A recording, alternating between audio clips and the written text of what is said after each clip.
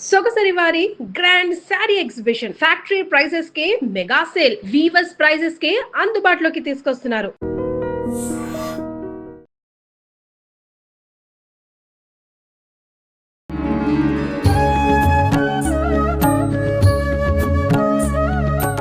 నమస్కారం అండి. శ్రీరామరక్ష. చాలా వరకు గ్రామాల్లో ఎక్కువగా చూస్తూ ఉంటాం. పాములు గనక వాళ్ళ కంటికి కనిపించింది, అది ఇంట్లో కూడా తిరుగుతూ ఉంటాయి నార్మల్‌గా. అలా వచ్చింది అంటే ఖచ్చితంగా దాన్ని చంపేస్తారు.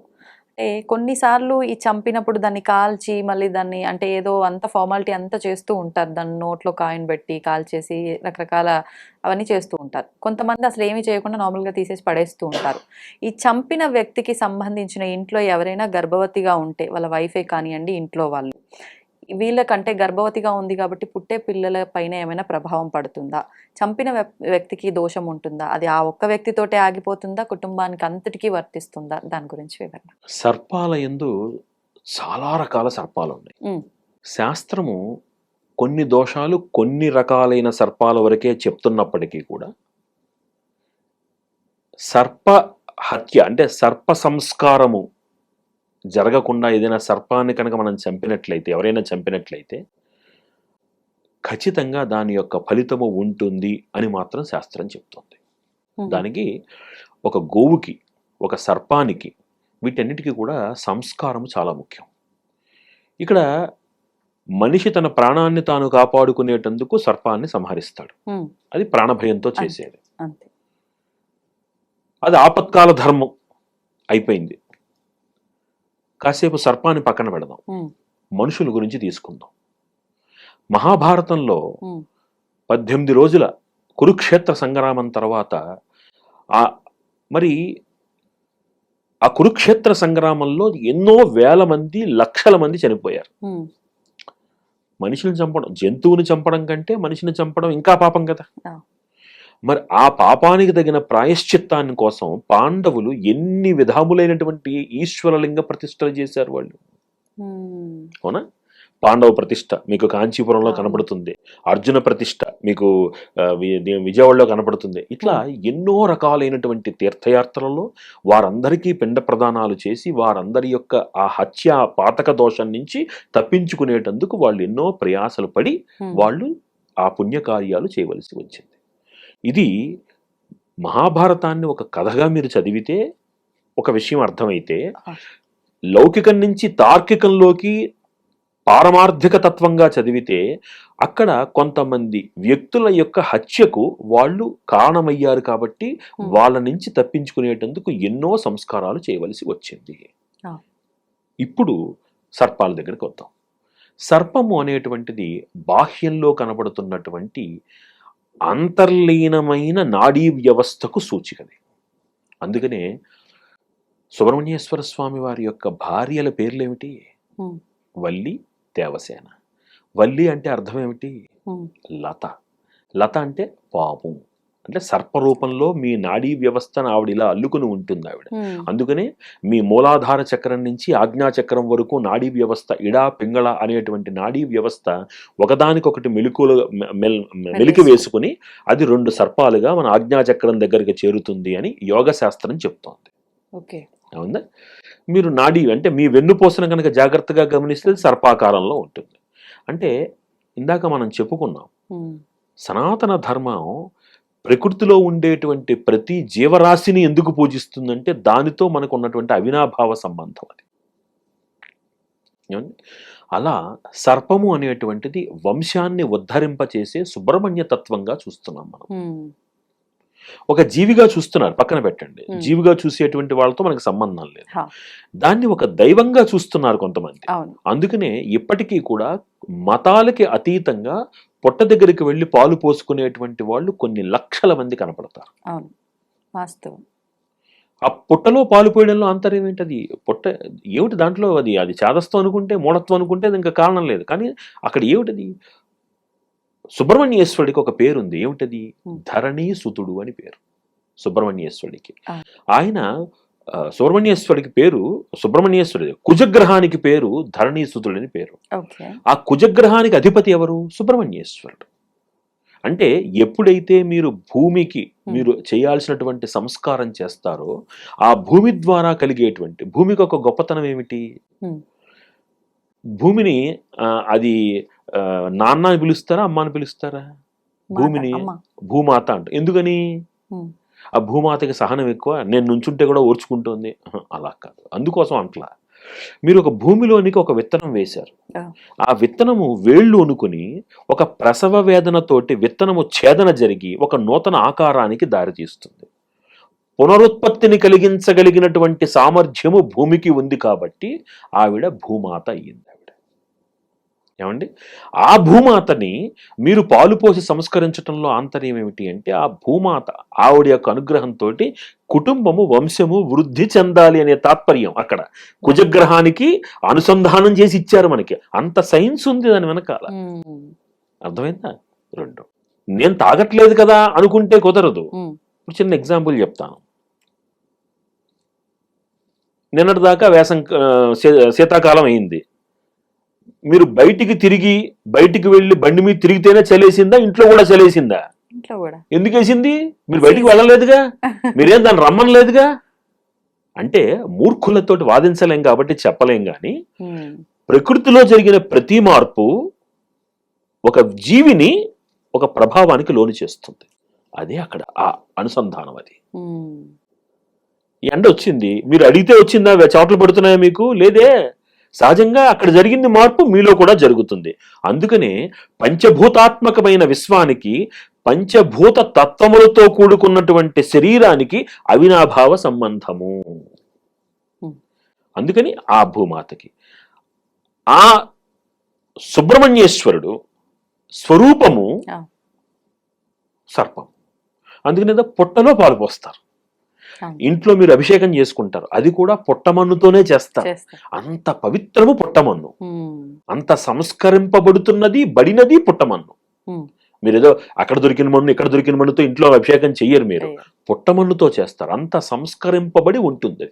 ఏమండి? ఇక మరి అలాంటి సర్పాన్ని ఎవరైనా కనుక ఆపత్కాల పరిస్థితుల్లో సంహరించవలసి వస్తే దోషం ఉంటుందా అంటే దీనిని నాగదోషముగా జాతకములో చెప్పబడుతున్నది.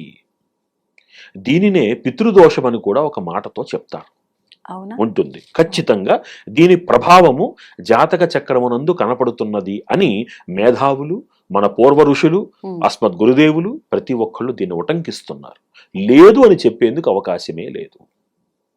ఇది మూర్ఖత్వానికి మూఢత్వానికి సంబంధము లేదు. ఒక సర్పము యొక్క హత్య ఆ వంశము మీద ఆ కుటుంబము మీద ప్రభావము ఉండేందుకు ఎక్కువ శాతం అవకాశం ఉంది. దీనిని మనకి సంతాన దోషంగానో నాగదోషంగానో పితృదోషంగానో జాతకము ఏదో విధంగా రూపంలో అది ప్రతిబింబింప చేస్తోంది. అట్లా వాళ్ళ కుటుంబం పైన ప్రభావం అంటే తరతరాలుగా ఉంటుంది, తరతరాలుగా ఉంటుంది దీనికి. అందులో ఎటువంటి సందేహము లేదు. అందుకనే సర్పాన్ని కాల్చటం కానీ సర్పాన్ని సంహరించటం కానీ చెయ్యకుండా ఉన్నంతవో ఉత్తమం. చెయ్యకుండా ఉండడం ఉత్తమం. జరిగితే దానికి పరిపూర్ణమైనటువంటి ఆ జన్మ సంస్కారం చెయ్యాలి. అంటే మానవులకి కార్యక్రమాలు ఎలాగైతే చేస్తామో ఆ విధంగా పరిపూర్తిగా దానికి సంస్కారం చేసి ఆ సంస్కారం అయిన తర్వాత ఆ దోష నివారణ కోసం ఆ జీవి అతను కొన్ని విధములైనటువంటి శాంతిని చేయించుకోవాల్సినటువంటి అవకాశం ఈ పరిస్థితి ఉంటుంది. కంపల్సరీగా. రెండో విషయం, మా పూర్వీకులు ఎక్కడో చేసుంటారు మాకెలా అండి అని కొంతమంది ప్రశ్నలు వేస్తారు. అది మీ జాతకాలలో ఎక్కడో ఒక చోట మీ గృహంలో పితృదోషము నాగదోషము వీటన్నింటి యొక్క ప్రభావం ఎలా ఉంటుంది స్థూలంగా మనం అర్థం చేసుకుంటే విపరీతమైనటువంటి ఊబకాయం, విపరీతమైనటువంటి అలసత్వం, సంతానలేమి, ఆలస్య వివాహం, అనవసర కోపం, విపరీతమైనటువంటి అరుపులు కేకలు, ఇలాంటివన్నీ కూడా అలాంటి దోషాలకి సూచికగా చెప్తారు. అంటే సుబ్రహ్మణ్యేశ్వరుడి యొక్క తత్వం యొక్క గొప్పతనం ఏమిటి అంటే మీ శరీరంలో ఉన్నటువంటి ఆరోగ్యము, మీ శరీరం వ్యవస్థలో ఉండేటువంటి చైతన్యము, మీ ఆలోచన, మీ మాట, వీటన్నింటికీ కారకుడు ఎవరు? సుబ్రహ్మణ్యేశ్వరుడు. కాబట్టి ఆ దోషము ఎక్కడ కనబడుతుందంటే ఇలాంటి వ్యవహారాల్లో కనబడుతుంది.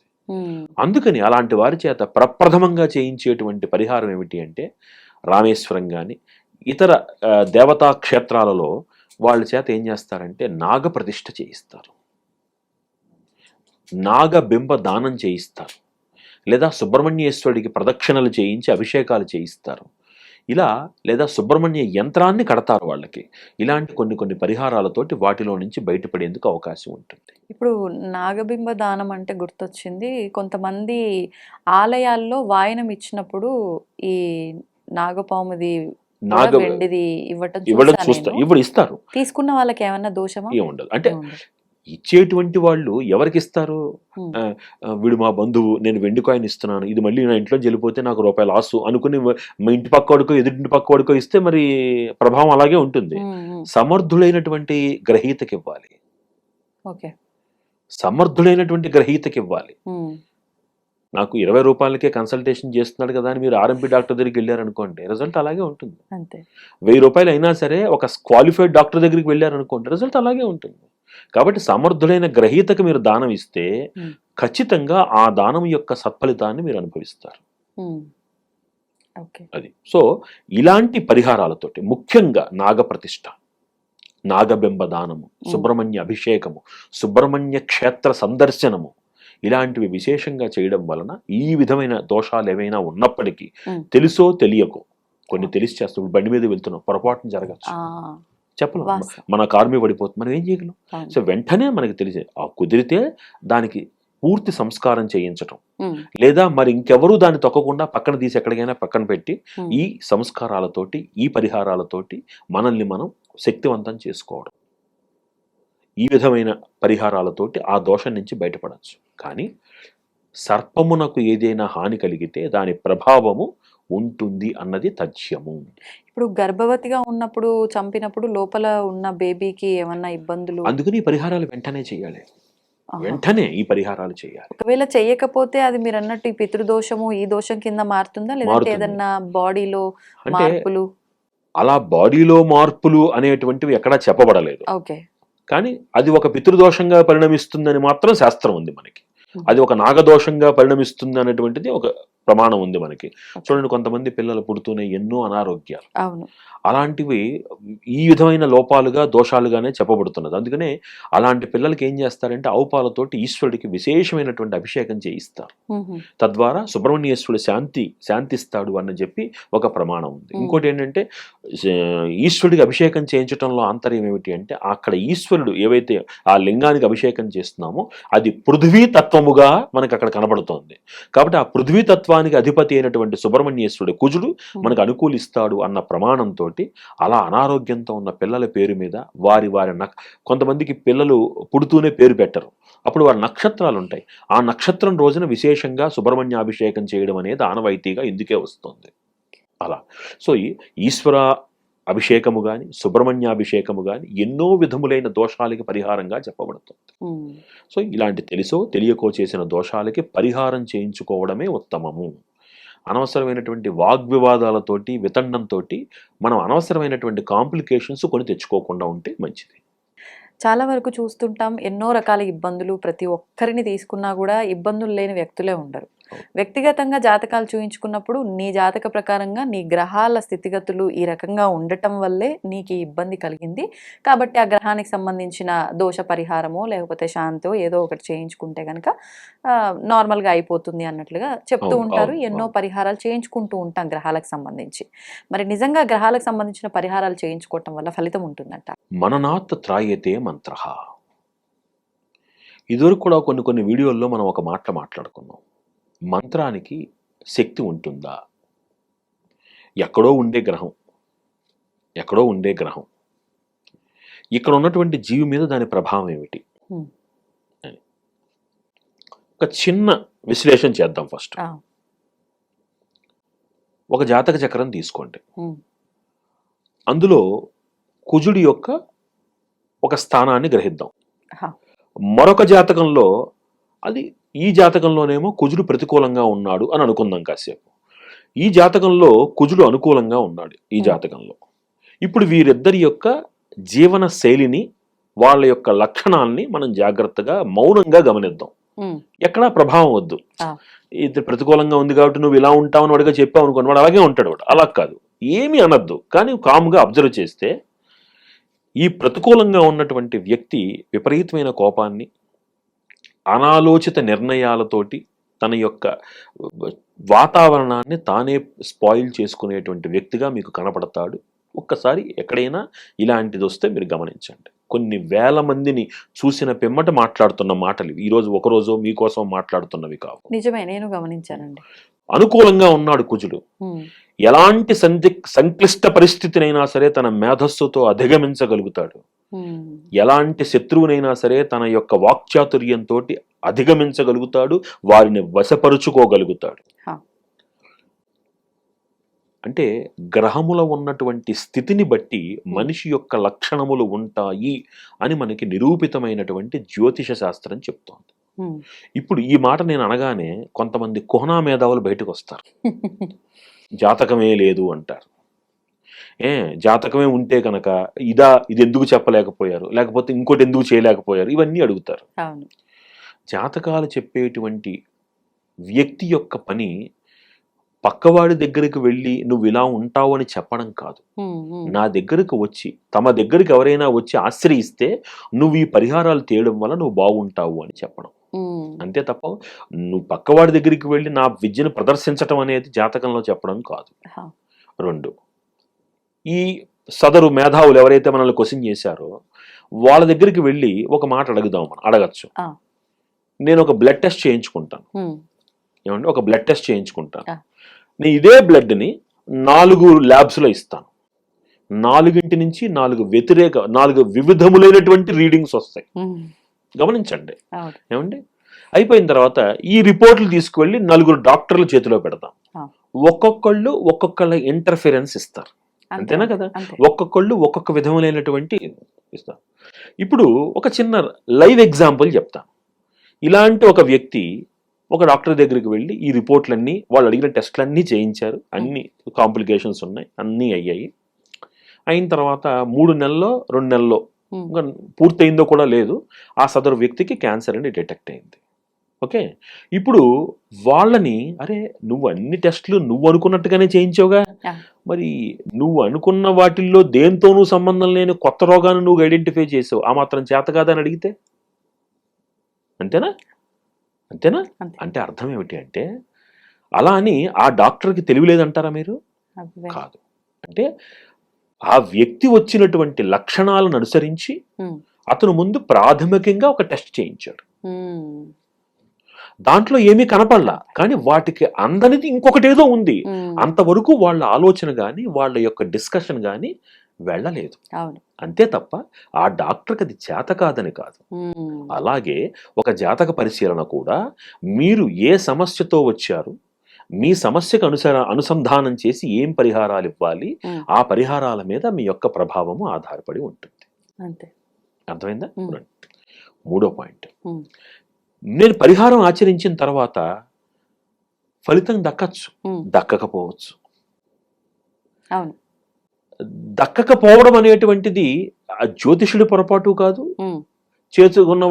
చూపించుకున్నటువంటి వాడి యొక్క ఇది కాదు. అక్కడ మళ్ళీ ఇక్కడ సైన్స్ తో అనుసంధానం చేద్దాం.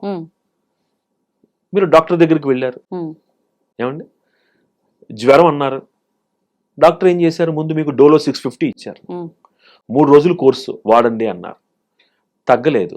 అప్పుడు ఏం చేస్తారు ఆయన? వెంటనే ఒక టెస్ట్ రాస్తారు. అంతేనా? అర్థం ఏమిటి? ప్రాథమికంగా దీనిని మీరు మలేరియానో టైఫాయిడ్ అనో నిర్ణయించలేరు.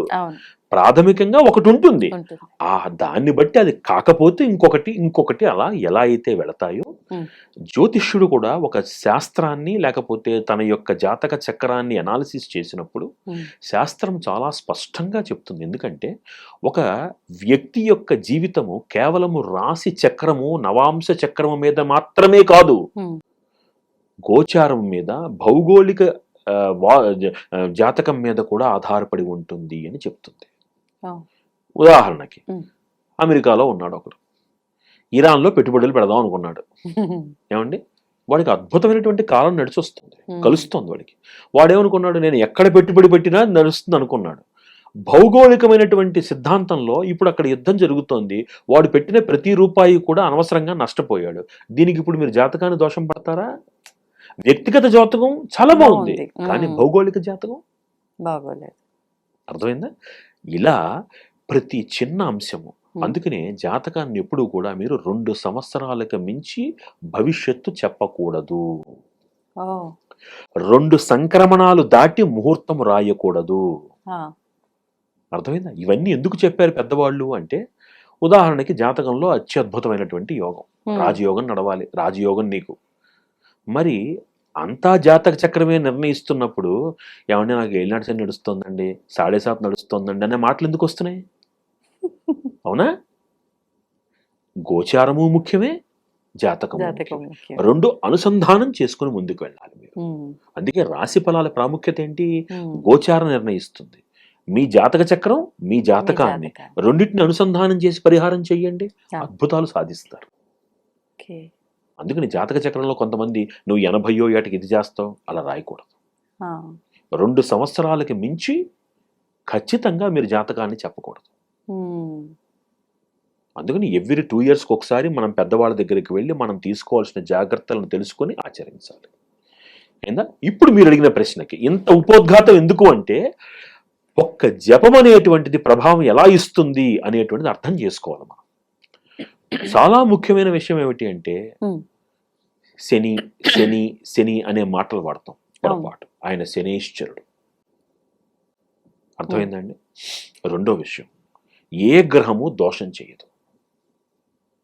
ప్రతి గ్రహము కూడా తనకు విధించబడినటువంటి నిర్వర్తించబడినటువంటి ధర్మాన్ని మాత్రమే చేస్తుంది. ఏమండి? ఇప్పుడు చాలా స్పష్టం.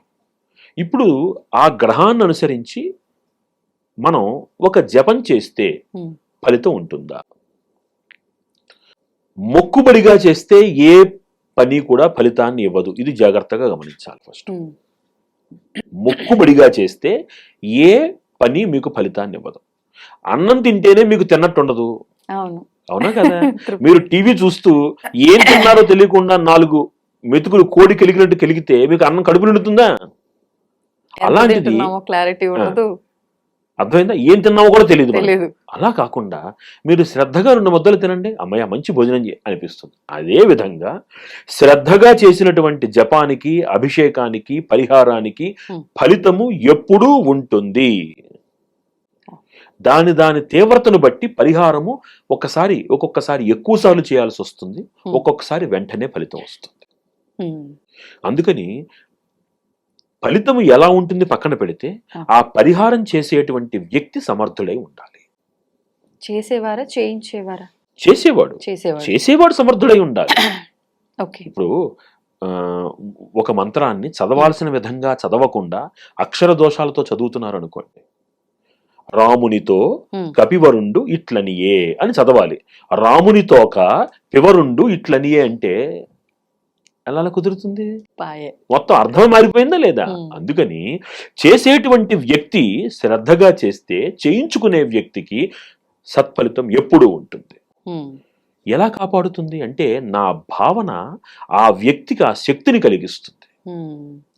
నేను ఈ పక్కన ఉండక్కర్లా, నేను పక్కన కూర్చోబెట్టుకున్నాను, నేను అక్కడ పరిహారం చేస్తున్నాను, నువ్వు మొబైల్ చూసుకుంటూ కూర్చుంటే ఫలితం ఉంటుంది. నీ మనస్సు ఆ పరిహారానికి అనుసంధానం అవ్వాలి. ఇది నా గురించి చేస్తున్నది, నేను బాగుండాలి, ఈ వైబ్రేషన్స్, ఈ తరంగ దైర్ఘ్యము నాలో ఒక చైతన్యాన్ని కలిగించాలి అనుకుని కనుక మీరు ఆ పరిహారం చేయించుకుంటే ప్రతి పరిహారము సత్ఫలితాన్ని ఇస్తుంది, ఇచ్చి తీరుతుంది. అయితే దురదృష్టకరమైనటువంటి అంశం కూడా ఏమిటంటే, ఈ పరిహారాలను చేయడం అనేటువంటిది ఆర్థికపరమైన లాభం కోసంగా మారిపోయిన సమాజంలో ఉన్నాం. ఎవరు తక్కువకి చేస్తారు అనేటువంటి నేపథ్యంలో అక్కడ కార్యక్రమం శ్రద్ధగా జరుగుతుందా లేదా అనేటువంటిది చాలా తక్కువ మంది చూస్తున్నారు. దానివల్ల ఏం జరుగుతోంది అంటే, పరిహారాలు చేసినా దాని ఫలితం అందక జ్యోతిష్యం మీద నమ్మకం కోల్పోతున్నటువంటి ఒక పరిస్థితిలో మనం జీవిస్తున్నాం. ప్రస్తుత సమస్య ఇదే.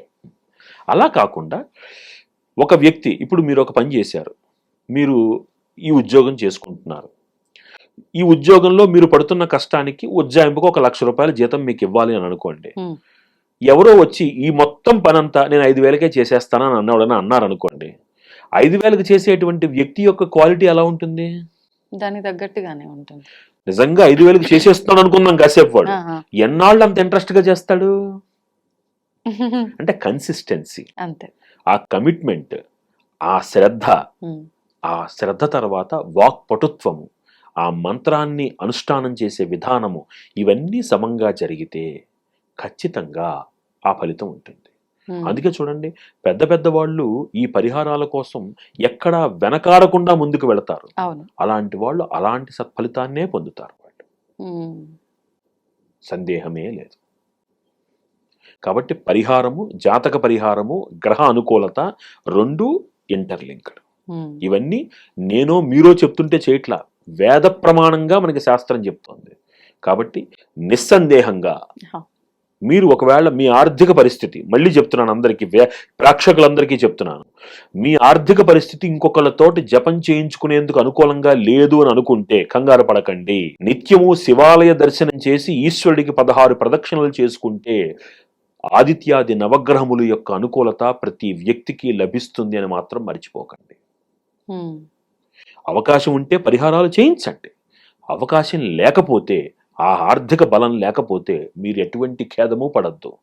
ఈశ్వరుని సందర్శించండి. నిత్యము ఈశ్వరుడికి 16 ప్రదక్షిణలు చేసుకున్న వ్యక్తి యొక్క తేజస్సు అమోఘమైన తేజస్సుతోటి వర్ధిల్లుతాడు వాడు. కాబట్టి నిస్సందేహంగా గ్రహ అనుకూలతకి పరిహారము ఉపయోగపడుతుంది. ఈ మధ్యకాలంలో మా ఫ్యామిలీలోనే ఒక పెళ్లి జరిగింది. పెళ్ళికి ఇన్విటేషన్లు అవన్నీ ప్రింట్ చేసినప్పుడు ఇంత అని ఒక లెక్క వేసుకొని ప్రింట్ చేసిన తర్వాత, పెళ్ళి అయిపోయిన తర్వాత కార్డులు కొన్ని మిగిలిపోవడం నేను గమనించాను. నాకు అనిపించింది, అంటే పెళ్ళికి ముందు ప్రింట్ చేయించడానికి కానివ్వండి, చేయించిన తర్వాత ఇంటికి తీసుకొచ్చినప్పుడు కానివ్వండి, అవి మొదటగా స్వామివారి దగ్గర పెట్టడము, తర్వాత వాటికి పసుపు కుంకుమలు అద్దటము, ప్రతిదీ కూడా చాలా పవిత్రంగా, చాలా మంగళకరంగా మనం అంతా కూడా చేస్తూ ఉంటాం. అయిపోయిన తర్వాత వన్స్ వాటిని ఏదో నార్మల్ పేపర్స్ లాగా, న్యూస్ పేపర్స్ లాగా అలా పక్కన పడేస్తూ ఉంటాం. ఇంకా అంటే దాని విలువ తగ్గిపోయినట్టుగా ఒక రకంగా అనిపిస్తూ ఉంటుంది. నార్మల్ పేపర్కి దానికి పెద్ద వాల్యూ లేదన్నట్లుగా. కొంతమంది ఏదో దాచుకునే వాళ్ళు దాచుకుంటారు, కానీ అసలు వీటిని ఏం చేయాలి? పోనీ ఎంత భద్రంగా దాచుకున్నా ఎంతకాలం అని దాచుకుంటాం? ఒకటైతే దాచుకుంటాం గుర్తుగా, మరి వీటిని ఏం చేయాలి? వీటిని ఏమైనా చేస్తే వీళ్ళ వివాహ జీవితానికి ఏమైనా ఎఫెక్ట్ అవుతుందా? మరి ముడిపడిందే వీటి ద్వారా కదా అనే ఒక ఆలోచన నాకు వచ్చింది. అండ్ వీటితో పాటు పూజా మందిరంలో కూడా చాలా మందికి ఉన్న డౌట్, విరిగిపోయిన విగ్రహాలు కానివ్వండి, లేదా ఏదైనా కొత్తది తెచ్చినప్పుడు పాతది 2 పెట్టొద్దు, ఒకటి తీసేయాలి అన్నప్పుడు ఫోటోలు విరిగిపోతూ ఉంటాయి, ఫ్రేమ్స్ ఇలాంటివన్నీ, అవి ఏం చేయాలి? ఇలాంటి డౌట్స్ అన్ని చాలా ఉన్నాయండి. వాటి గురించి వివరణ ఇవ్వండి. విశదంగా చర్చ చేద్దాం. తప్పకుండా. సనాతన ధర్మం భగవంతుడికి ఒక ఆకారాన్ని ఇవ్వలేదు. స్థూలంగా మాట్లాడితే శ్రీమద్ వాగ్భవకూటేక స్వరూప ముఖ పంకజ కంఠాధ కటిపర్యంతం మధ్యకోట స్వరూపిణి శక్తికోటైకతాపన్న కట్యదో భాగధారిణి అని లలితా సహస్రంలో అమ్మవారి నామం. అమ్మవారి రూపం ఏమిటిట అంటే మంత్ర స్వరూపము అని. వాగ్భవ బీజము, మధ్యకోటమి, శక్తికోటమి అని 3 భాగాలుగా ఉంది అని లలితా సహస్రనామం చెప్తోంది. మరి ఈ ఫోటోల్లో ఉండేటువంటి ఈ ఆకారాలు ఏమిటి? అవి ఏమైనా అబద్ధమా అంటే, మనకి ఈ స్వరూపాలని అందించటంలో అమ్మవారికి ఒక్కొక్క ధ్యాన శ్లోకాన్ని, అయ్యవారికి ఒక్కొక్క ధ్యాన శ్లోకాన్ని రాయడంలో మనకి పురాణ ప్రమాణాలు, వాటిని దర్శించినటువంటి మహనీయ ఋషుల యొక్క దార్శనికత ఎన్నో దాంట్లో మేళవించి ఉన్నాయి. అందుకనే మీరు ఒక్కసారి వినాయకుడి గుడికి వెళ్ళారనుకోండి, లక్ష్మీ గణపతి అంటే ఆ తొండాన్ని చక్కగా తొండంలో కలిసి చేతిలో ఉండ్రాళ్ళు, ఈ స్వరూపాన్ని కొంతమంది భావిస్తే, ఉపాసనా విభాగంలో ఉండేటువంటి గణపతులు సాధకులు బీజాపూర గదేక్షు కార్ముకరుచ చక్రాబ్జ పాసోత్పల అంటూ ఆయనకు ఒక 10 చేతులతోటి విశాలమైన ఆకారాన్ని ఇచ్చి స్వామివారిని మనకి చూపెడుతున్నారు. మరి 2 ఒకటే, 2 స్వరూపాలు ఉన్నాయి. ఎందుకు అసలు ఈ స్వరూపము? మన ప్రయాణాన్ని భగవంతుడి యొక్క ఆకృతిని చూసి అది కొలవడంలో ఆగిపోతే ఇంకా సనాతన ధర్మంలో ఈ అద్వైతము లేకపోతే వేదాంతం అనే దానికి అర్థం లేదుగా. ఒక ప్రాథమిక దశలో ఒక వ్యక్తికి ఆకర్షణని, అనురక్తిని కలిగించేటువంటి ఒక ప్రక్రియ విగ్రహారాధన. అంతే తప్ప విగ్రహం లేకపోతే అసలు ఆరాధనే లేదని చెప్పేటువంటి మూర్ఖ సంప్రదాయము సనాతన ధర్మము కాదు. మీరు దైవాన్ని ఎక్కడ చూస్తున్నారు? సనాతన ధర్మంలో నీళ్లలో చూస్తున్నారు, అందుకే గంగాదేవికి పూజ చేస్తారు. అగ్నిలో చూస్తున్నారు, అందుకనే అగ్నిలో ఆహుతి వేస్తారు. వర్షంలో చూస్తున్నారు, ఆకాశంలో చూస్తున్నారు. ప్రకృతిలో దైవాన్ని చూడడం సనాతన ధర్మం యొక్క గొప్పతనం. మన సనాతన ధర్మము చాలా విశేషమైనది, విశేష ప్రాచుర్యం కలిగింది. మరి మన ఇంట్లో ఉండేటువంటి విగ్రహాలని, లేకపోతే మీరన్న ఫోటోలని, ఇప్పుడు మీరు అన్నటువంటి ఆ శుభలేఖలని కాదనలేంగా, అది ఉన్నది. మరి దానికి ఏమిటి? ఒక మార్గం ఏమిటి అంటే, మీ ప్రయాణాన్ని విగ్రహంలో చూసి ఆపేయకండి. అప్పుడు ఏమవుతుందంటే మీరు వెతుకుతూనే ఉంటారు. ఓహో, ఈ ఫలానా త్రిపురాంతకంలో అమ్మవారు బాలా త్రిపుర సుందరీ దేవిగా శక్తివంతమైంది, మరి అదే అమ్మవారు విజయవాడలో కనకదుర్గగా ప్రసిద్ధమైంది, మరి అదే అమ్మవారు వైష్ణోదేవిలో వైష్ణవి దేవిగా. అంటే ఎంతని తిరుగుతారు? అందుకనే భగవంతుడు ఎక్కడ ఉన్నాడు అంటే వేదం ఏం చెప్తోంది? అధో నిష్ట్యా వితస్త్యాంతే నాభ్యాం ఉపరి తిష్టతి. నీ గుండెల్లో ఉన్నాడురా నాయనా అని చెప్పింది. సో మొట్టమొదటి విషయం ఏమిటి అంటే, వీటినన్నింటి నుంచి బయటికి రావడానికి భగవంతుణ్ణి విగ్రహాలలో వెతుకుతూ మీ ప్రయాణాన్ని ఆపుకోకండి. అలా అని ఇంట్లో ఉన్న విగ్రహాన్ని కాదనలేంగా, ఎంత నాస్తికున్నైనా వెళ్ళి విగ్రహాన్ని తనలేంగా. అంతటి కుసంస్కారం సనాతన ధర్మంలో ఉండదు. దేవుడు అనేటువంటి స్వరూపాన్ని మూఢత్వంతో జోడించవద్దు అని మాత్రమే చెప్తోంది తప్ప దైవం అనే దానికి ఆకారం లేదు. ఎక్కడైనా ఉంది దైవం. ఇప్పుడు దేవుణ్ణే నమ్మనటువంటి నాస్తికుడైన అక్కినేని నాగేశ్వరరావు లాంటి వాళ్ళు ఏమన్నారు? నేను దైవాన్ని నమ్మకపోవచ్చు, కానీ నా వృత్తిలో దైవాన్ని చూస్తానన్నాడు ఆయన. దైవానికి రూపం మారింది, ఈయన పనిలో చూస్తున్నారు, నేను భగవంతుల్లో చూస్తున్నాను, అంతే తేడా. దైవం అనేది ఉంది. ఆ దైవం ఒక ఉత్కృష్టమైనటువంటి ప్రాకృతిక శక్తి, అవును కదా, ప్రాకృతిక శక్తి. సో మీ ఫోటోలు విరిగిపోయినటువంటి ఎప్పుడూ కూడా చాలా జాగ్రత్తగా ఏమిటంటే, మళ్ళీ ఇంకొకసారి సనాతన ధర్మం యొక్క గొప్పతనాన్ని వర్ణిద్దాం మనం. ఒక పేపర్ కాళ్ళకు తగిలితే మీరు నమస్కారం పెట్టుకుంటారు, డబ్బులు కింద పడిపోతే నమస్కారం పెట్టుకుంటారు. ఎందుకు పెట్టుకుంటున్నారు? డబ్బులు కింద పడితే నమస్కారం పెట్టుకున్నారంటే అర్థం ఉంది. పేపర్కి ఏమిటి? జ్ఞానం సరస్వతి అంటే అర్థం ఏమిటి? సరే, పేపర్కి దండం పెట్టుకున్నారు, పొరపాటును వెళ్ళి ఏదైనా ఒక చెట్టుకు తగిలింది కాలు, దానికి దండం పెట్టుకుంటాం. ఎక్కడి నుంచి వచ్చింది? అది సనాతన ధర్మంలో ఉన్నటువంటి సున్నిత స్వభావం. ప్రతి వస్తువునందు ఒక గౌరవ భావన. అది దైవం అని కాదు. అక్కడ నేను పెద్దవాళ్ళని గౌరవించాలి, కాలు తగిలింది నమస్కారం పెట్టుకుంటాం. ఎందుకు? తగిలితే తగిలిందిలే అని వెళ్ళిపోలేనటువంటి ఒక సున్నిత స్వభావము. ఆ సున్నిత స్వభావమే సనాతన ధర్మానికి పునాది. కాబట్టి ఇక్కడ మీకు రెండు విషయాలు. ఏదైనా ఒక విగ్రహం విరిగినా, లేకపోతే ఒక క్యాలెండర్ లాంటిది చిరిగినా, మీరు ఇప్పుడు బ్యాచిలర్స్ ఉంటారు, వాళ్ళు విగ్రహాలు పెట్టుకోలేరు, క్యాలెండర్లు పెట్టుకుంటారు. అప్పుడు ఆ క్యాలెండర్ చిరిగింది. అలాంటి ఛేదమైనటువంటివి, ఛిద్రమైనటువంటివి పూజకి పనికిరావు. మొట్టమొదటి విషయం. ఏ చిన్న డ్యామేజ్ వచ్చినా అది పూజకి అనర్హము. ఇది చాలా జాగ్రత్తగా గమనించాలి.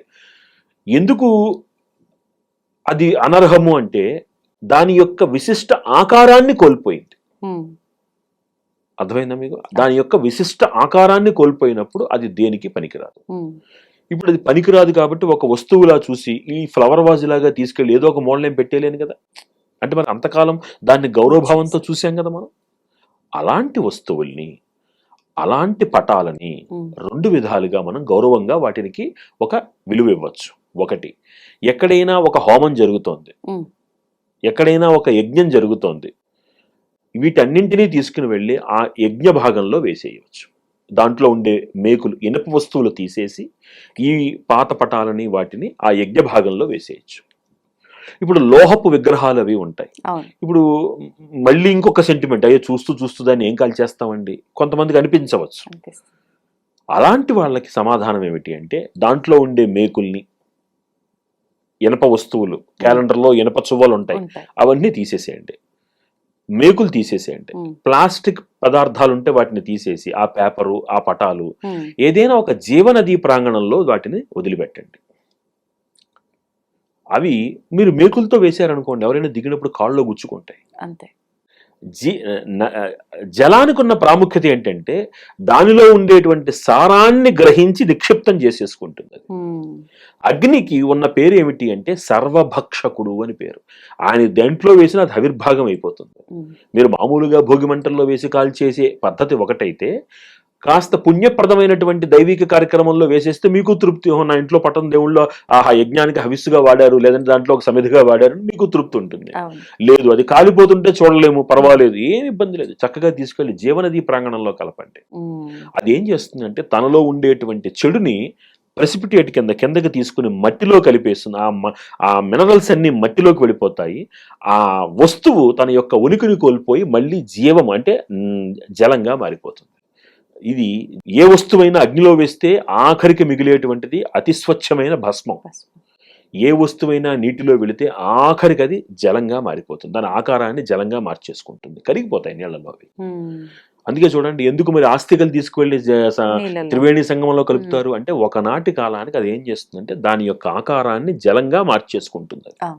అందుకని ఈ రెండు ప్రాకృతికంగా వీటి రెండింటినీ గనక ఈ విధంగా మనం చేయగలిగితే వాటికి తగిన గౌరవం, వాటికి తగిన విలువ ఇచ్చినట్టుగా అవుతుంది. దాని పేపర్ కింద భావించలేం కాబట్టి ఈ ప్రకారంగా అగ్నిలోనే వేసేయండి, లేదా చక్కగా నీళ్ళలో కలిపేయండి, వెళ్ళిపోతుంది, వాటితో పాటు వెళ్ళిపోతాయి. మళ్ళీ ఇప్పుడు మీరు అన్నట్లుగా ఇది చేయాల్సిన రోజే కనుక వస్తే అగ్నిలో వేయటం కానివ్వండి, లేదంటే నీళ్ళలో, వారంతో సంబంధం ఏమైనా ఉంటుందా? ఏమీ లేదు, చక్కగా మీరు ఇప్పుడు తెచ్చుకునేందుకు వారం, ఆల్రెడీ మీరు దాన్ని తీసేసి పక్కన పెట్టేశారు. ఇప్పుడు దానికి ఇప్పుడు జ్వరం వచ్చింది, ఈరోజు తిథి నక్షత్రం బాగాలేదు, రేపు వెళ్దాం హాస్పిటల్కి అనుకుంటే అట్ట తీసేశారు మీరు ఆల్రెడీ దాన్ని. ఒక వస్తువు కూడనిది పూజా మందిరంలో ఉండకూడని వస్తువుని తీసేశారు, అయిపోయింది. అక్కడి నుంచి అంటే ఆ ప్రదేశం నుంచి అది బయటకు వచ్చేసింది. అది ఇప్పుడు మీరు షెల్ఫ్ లో ఉంటే నీళ్ళల్లో ఉంటే తీసుకెళ్ళిపోండి. ఎంత తొందరగా నెగటివిటీకి దూరంగా ఉంటే మీ మనసు అంత పాజిటివిటీతో నిండుతుంది. అది ధన్యవాదాలు పరమేశ్వరి.